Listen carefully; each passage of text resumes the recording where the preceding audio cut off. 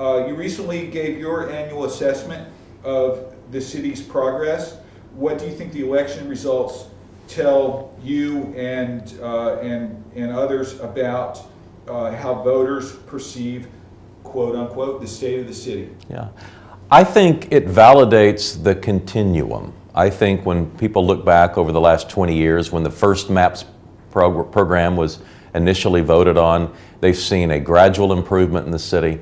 They like the direction the city is headed, and they want to see more of it. And I think to a certain extent that's at least part of what the voters were trying to say. You essentially doubled the number of people who voted for you since the last election, which is pretty impressive.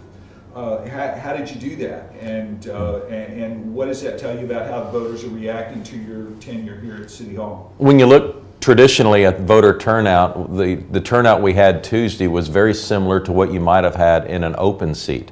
If you go back to 1971 when Patience Ladding ran, I think there were 54,000. When I ran in 04 in the open seat, it was 52,000. And so on Tuesday there was 48,000. It wasn't an open seat, but it was a contested race and probably the most money ever spent from a campaign perspective. And so I think all of those factors played into it. When you consider that there were weather issues, and I'm sure there were at least a few thousand people that chose not to vote because of those reasons, it probably would have been more in line with one of those open seat races. So I think it shows that people are interested. People care about the future of the city, and this was an opportunity for them to express, they like the direction the city's headed, or they want to change course. A corollary to that, you mentioned the money that was spent in the election. Did that play a positive role in the election by, as you said, it was a contested election, by giving people a base of information to work from?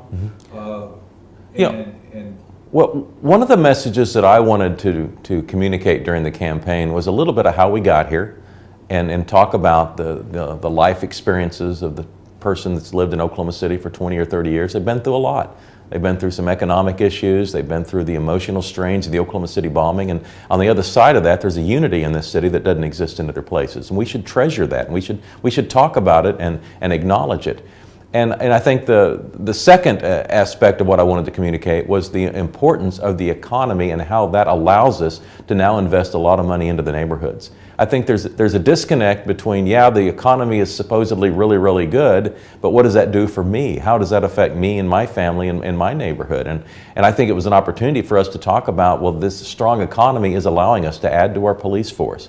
It's allowing us to build new fire stations, and it's allowing us to put more money in streets than we ever have before. And so there is a connection between the economy and neighborhoods. But I don't think we'd ever really made that connection. I decided in this campaign that was one of the things we need to make sure people understood.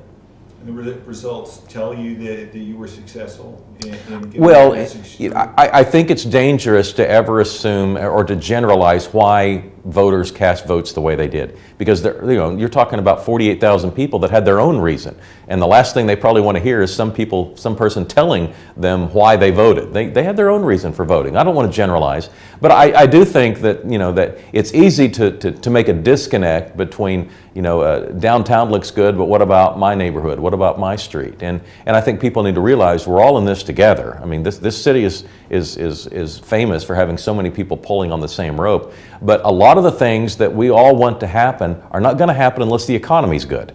And the fact that the economy's good is something that we should all take pride in and try to keep that going as long as we can, because it allows us to take care of a lot of the needs of the city. Streets, police, fire, parks, a lot of the things that we all cherish and we value from a quality of life standpoint are going to be possible if the economy stays good. One of the keys to the economy is MAPS 3, and there's a discussion coming up about the convention center, certainly within the council, perhaps in the wider city, depending on how the initiative petition drive turns out. Do you see encouraging signs in the participation and the level of participation in this election by voters that would lead you to believe that they're on board with the city and on board with you with regard to MAPS 3 and the importance of that to the city and to the broader economy and on out into their neighborhoods and to public safety? I think you have to be careful not to generalize, because again, people are individuals and they don't all think alike. But I think in general, I think people think they voted on the convention center, that there was a thorough discussion back in 2009 about the merits of all of the MAPS projects. And people don't want to go backwards. MAPS has been challenged before. Back in the 90s, the original MAPS program was challenged, and the city, was able to withstand it. We were challenged 6 months ago about the streetcar. We've been challenged, constitutionally on ballot language, and MAPS has withstood those challenges every single time. I have no doubt we're going to withstand these challenges, and we're going to build the convention center just like we said we were. But that doesn't mean there won't be an issue along the way, or we have to defend it. I think all of the MAPS projects make sense. They're all economic development drivers, and they're all going to improve the quality of life in one way or another. On the question of initiatives, there's a couple that just came in last week. One on raising the minimum wage, another one on decriminalizing marijuana. Have you developed a position on those questions? Yes. I have not. I've not even read the initiative petitions. You can imagine, our calendar around here has been pretty busy between the normal responsibilities of the mayor's position and the campaign. In general, on the minimum wage, I think, we all could probably agree that one is probably necessary, but it's going to take a pretty astute economist to start, trying to discern at what point do jobs start going away. I think we'd all agree logically that if you raise the minimum wage too high, that jobs are going to just disappear, and that people will lose their jobs. And I don't think anybody wants that, even the people that are putting the initiative petition together. So I think we need a very thorough conversation on that. And on the marijuana issue, I have not been able to study it yet. I don't even know the intricacies of this particular initiative petition. Once they gather the signatures, if they gather the signatures, and it starts to become more of a conversation piece around the city, then I think it's going to become something that we focus on a little bit more.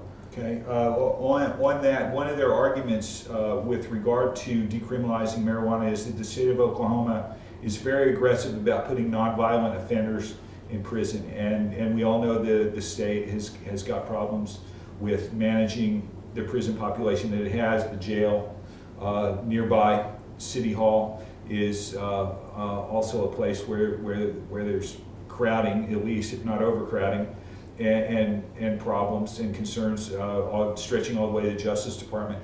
You have any thoughts about that whole regime of putting nonviolent offenders behind bars, and whether that's the best way to approach those kinds of offenses? No, I think the issues you're raising are relevant, and I think we all would agree that if we are going to incarcerate people, they have to be treated humanely. And I think this is part of the discussion that we're going to have. The top priority for the city for the next 4 years is as you head into another tenure as the leader? Well, I don't think you can answer that question without reminding everyone that's watching or listening or reading that we understand the basic core functions of city government. It's are we delivering the services? When you open the water tap, is water coming out? Is your garbage getting picked up? And certainly public safety has been the priority around here as long as I've been around. That's police officers, and hopefully more police officers, and making sure we have firefighters, and we're building new fire stations and a new police station downtown. And so there's a lot of things that are perhaps more interesting than those things, but everyone who hears this message needs to understand that we understand that's the core mission of the city of Oklahoma City.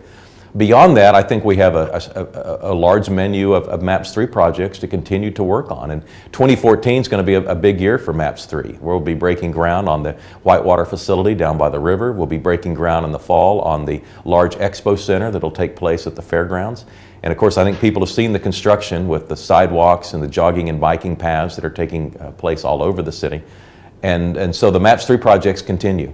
As far as our regular maintenance goes and the bond issue projects, we're spending more money on street repair than ever before. And when you start talking about immediately, I was out driving the streets today, and there's no question that the ice storms that we've had recently have taken its toll on our streets. And we have a significant pothole issue coming up in the near future. And we're going to be relying on our citizens to help us report those and get out there and fix those.